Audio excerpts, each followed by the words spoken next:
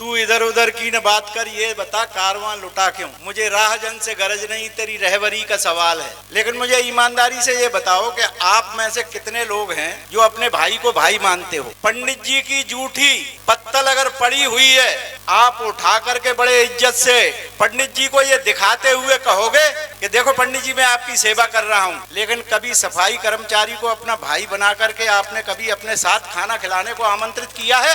अगर नहीं किया है तो किस बात के लिए हाथ उठा रहे थे? किस बात के लिए 24 की बात करते हो? किस बात के लिए संविधान की बात करते हो? 85 की बात करते हो। अभी आपके 85 होते हैं। आज इस मंच से ये शपथ लो कि जिस ब्राह्मणवादी व्यवस्था ने सदियों से इस देश को जातियों में बांटकर गुलाम बनाने के लिए जो कुचक्र चलाए गए थे, और उसमें जो जातियों के नाम पर एक दूसरे का अपमान करने के कुचक्र में जो हम स्वयं भी शामिल रहे हैं, हम ये शपथ लेते हैं कि आज के बाद अपने अंदर बैठे हुए किसी जातिवाद की बात को खत्म करेंगे और अपने भाई को कभी भी नीच अपने से नहीं मानेंगे। उसके साथ बैठ करके भाई भाई जैसा व्यवहार करेंगे। 24 का आंदोलन आपके कदमों में आ जाएगा। कोई ज्यादा इधर उधर की बात नहीं है। ये देश कभी देश बनेगा नहीं। मैं अभी आपको बताए दे रहा हूँ, चाहे कितने भी भाषण दे लेना, जब तक ब्राह्मण अपने जीन्स में जिंदा है, सुप्रीम कोर्ट का न्यायाधीश बनेगा तो भी वो ब्राह्मणवादी सोच को ही न्याय में देगा। इलेक्शन कमीशन बनेगा तब भी वो अपनी ब्राह्मणवादी सोच रखेगा।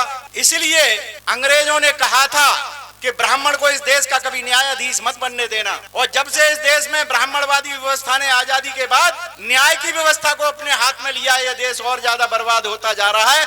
आज अगर ये घृणा फैलाई जा रही है तो न्यायपालिका की सह पर फैलाई जा रही है, ये ध्यान रख। न्यायपालिका के न्यायाधीश ही जजमेंट देते हैं कि अनुसूचित जाति अनटचेबिलिटी एक्ट को न्यूट्रलाइज कर दिया जाए, और वही जज बाद में पारितोषिक पाते हैं, जबकि उनके अगेंस्ट में कोर्ट में केस जाना चाहिए था और उनसे रिजाइन मांगा जाना चाहिए था कि आपने संविधान की भावना के तहत गलत निर्णय दिया है। मैं एक दिन एक न्यायाधीश की अभी स्पीच सुन रहा था। सुप्रीम कोर्ट का न्यायाधीश स्वयं अपने आप में कह रहा था कि अभी जो न्यायाधीश नियुक्त किए गए हैं, बहुत से ऐसे न्यायाधीश हैं जिन्होंने कभी अपने जीवन में अच्छा न्याय नहीं दिया है और उनको सुप्रीम कोर्ट का न्यायाधीश बनाया गया है। मैं कहता हूं कि मुझ पर केस चलाओ।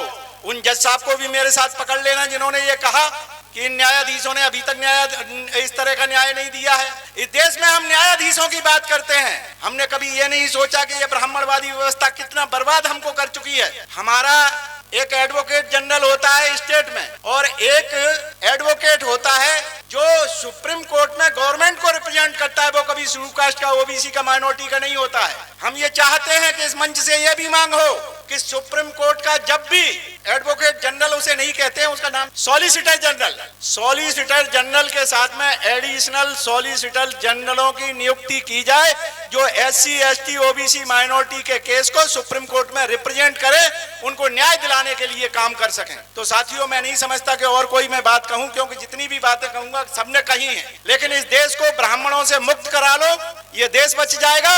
और ब्राह्मणवादी व्यवस्था में जो हमने छुआछूत मचा रखी है, उसके लिए इस मंच से ये शपथ लो कि सफाई कर्मचारी भाइयों, क्योंकि उनको सबसे ज्यादा प्रताड़ित किया गया है, हम ये शपथ लेते हैं कि आज के बाद तुम सफाई कर्मचारी के नाम पर अपमानित हम नहीं करेंगे और न किसी को करने देंगे। तो न किसी के बेटे की डोली रोकी जाएगी, न किसी बेटी को शादी के बाद किसी दूसरे के घर जाना पड़ेगा, और न ही कभी आपको अपने जूते किसी सवर्ण के दरवाजे से निकलते हुए अपने सर पे रखने होंगे। और ये लड़ाई स्वतः आप 24 की जीत जाएंगे। ये जरूरत है आजकल कल्चरल रिवॉल्यूशन की। आज देश सांस्कृतिक रिवॉल्यूशन की तरफ को जा रहा है। घृणा फैलाई जा रही है और ये भी चैलेंज किया जा रहा है कि खूनी संघर्ष के लिए तो मैं सवर्णों तैयार रहो। तो डरना नहीं, आप अपने आप में एक दूसरे के साथ खान पान और रोटी बेटी की शपथ ले लो। इस मंच से इनकी हवा वैसे ही निकल जाएगी। जय भीम, धन्यवाद।